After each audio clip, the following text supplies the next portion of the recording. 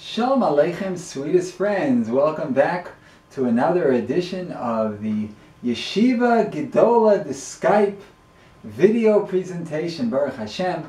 We're very busy and learning with the boys over Skype, and we have the shiurim and audio shiurim. We're writing, Baruch Hashem, very busy.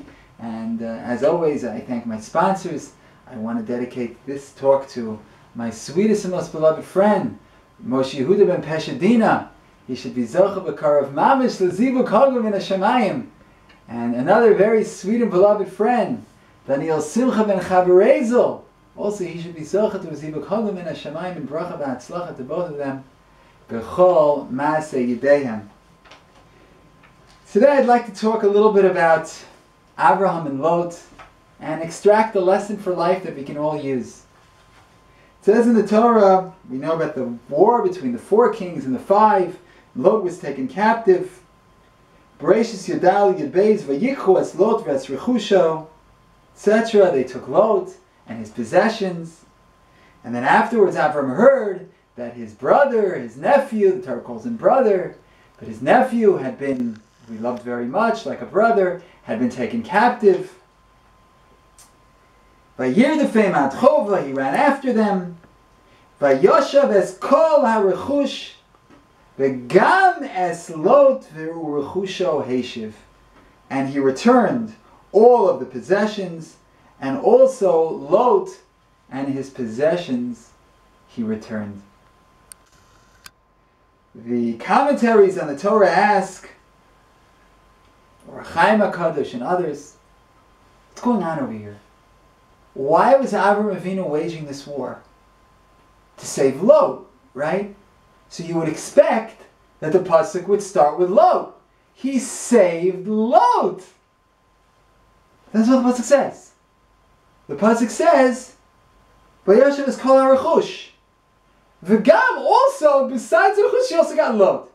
He got the money, he got the possessions, he got the cars, he got the boats, he got the Ferraris, he got the bicycles, he got the airplanes, he got all the nice things, their cool sneakers, their necklaces, the chains the cool guys wore, all of the stuff he brought back, and also Lot and his possessions.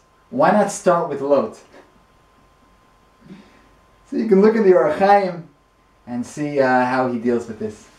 Mori Barabi Shlita, the Tolner Rebbe, in a Shal Shuddis Drush a number of years ago, offered an interpretation which is, for me anyway, very useful, and for the hundreds upon hundreds of millions of people who are going to be watching this video, I can imagine it'll be useful as well.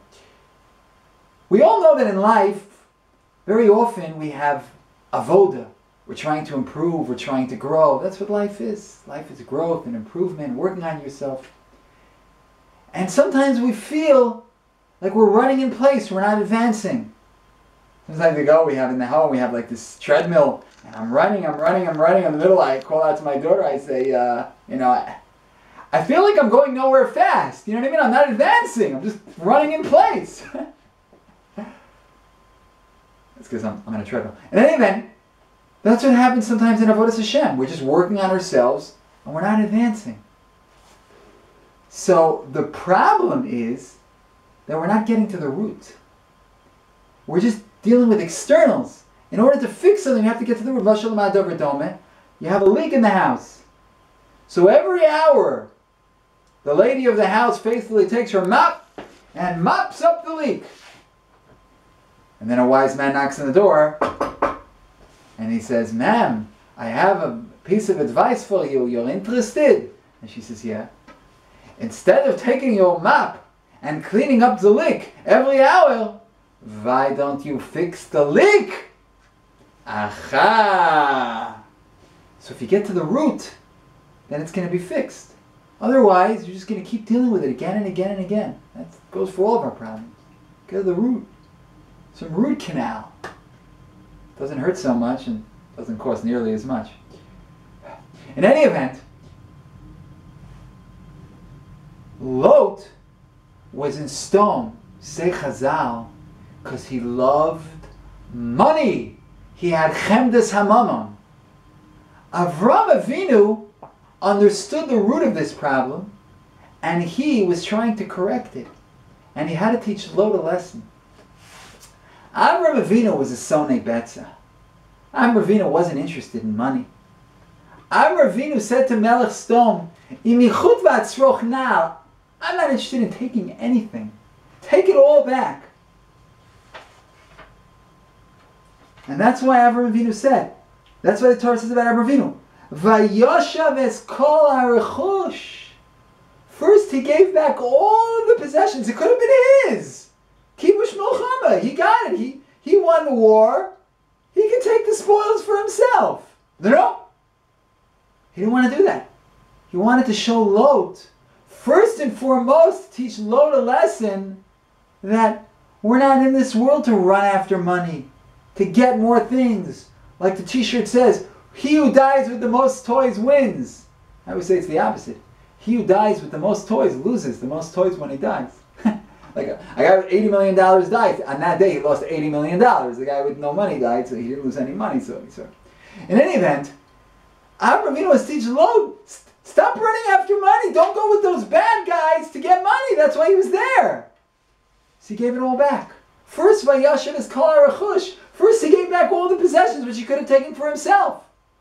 And then the pasuk continues and says, "V'gam es Lot achiv." And also Lot.